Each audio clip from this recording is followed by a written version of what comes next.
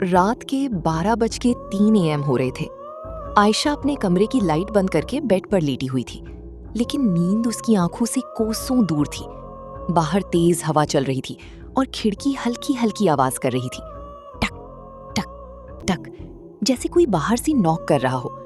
आयशा ने ब्लैंकेट अपने ऊपर और टाइट कर लिया। अचानक उसका फोन वाइब्रेट हुआ। स्क्रीन पर अननोन नंबर लिखा हुआ था।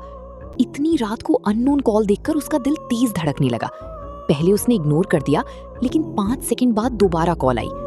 इस बार उसने डरी डरी कॉल रिसीव की। हेलो, उसकी आवाज हल्की सी कांप रही थी।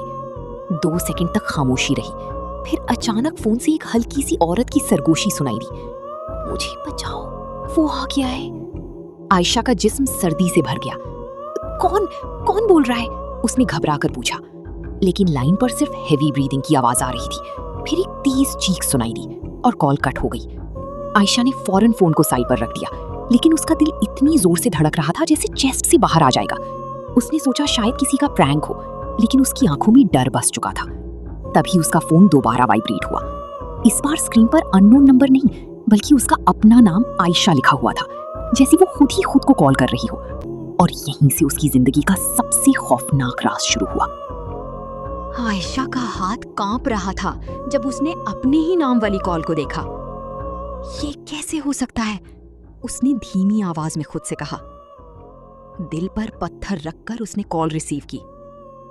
हेलो? 2 सेकंड तक फिर वही खामोशी रही।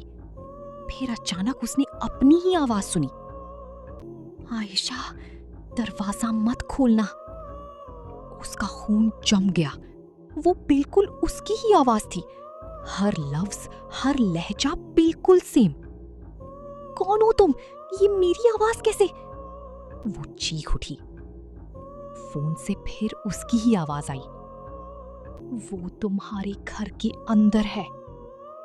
ये सुनते ही आयशा ने फौरन कमरे का दरवाजा चेक किया। वो लॉक था, लेकिन तभी उसने बाहर से हल्की सी फुटस्टेप्स की आवाज सुनी।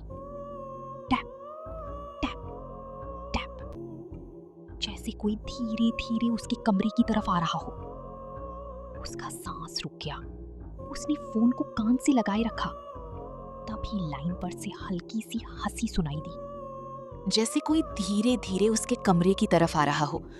उसका सांस रुक गया। उसने फोन को कान से लगाया रखा। तभी लाइन पर से हल्की सी हंसी सुनाई दी, एक अजीब, ठंडी और डरावनी हंसी। और फिर उसकी ही आवाज फिर बोली, अब वो तुम्हारे बिल्कुल पीछे खड़ा है। आयशा ने सुकून का सांस लेने की कोशिश की, लेकिन उसका दिल अब भी जोर जोर से धड़क रहा था। उसने खुद को समझाया, ये सब मेरा वहम है, शायद किसी का प्रैंक है।